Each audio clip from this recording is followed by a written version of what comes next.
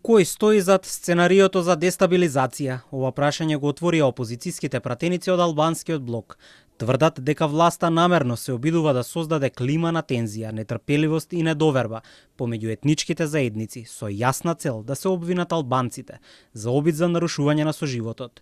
По последните случувања кои според нив се закана за безбедноста, стабилноста и меѓуетничките односи, Европскиот фронт ќе поднесе барање за интерпелација на работата на четворица министри. Изет Меджити не направил доволно за зачувување на соживотот, оценува пратеникот Беџети.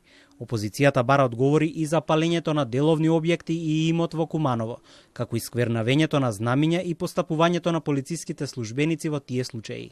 Министерот за внатрешни работи Тошковски и неговиот заменик Исени на денот на празникот на албанското знаме, како одговорни лица и наредија на полицијата на невиден и неоправдан начин да интервенира спречувајќи мирна и традиционална манифестација на албанците. Во врска со неодамнешните настани во Куманово, каде изгореа неколку возила и продавници на албанците, се јасен доказ за неуспеот на владата и министерот Стојковиќ да се справат со меѓуетничките состојби со неопходна грижа и професионалност. Коалицијата Вреди, која е дел од владата, реагира. Дуи треба да си поднесе интерпелација самата на себе, велат тие во соопштение.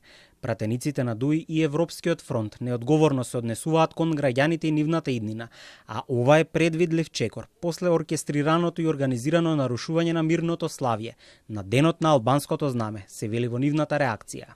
Интерпелацијата треба да ја поднесат во Дуи против лицата блиски до Артан Груби, кои ги организира инцидентите и ја нарушија свечената и убава прослава на денот на албанското знаме.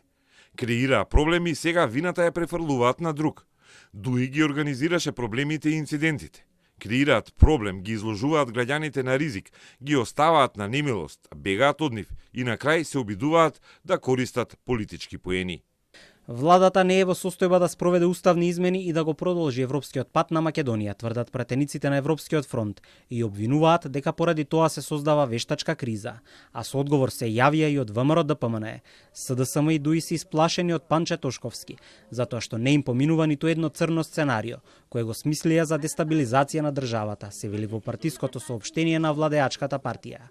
Пратениците од Дуи ги повикаа граѓаните етнички албанци да останат смирени и да не потпаѓаат на провокации.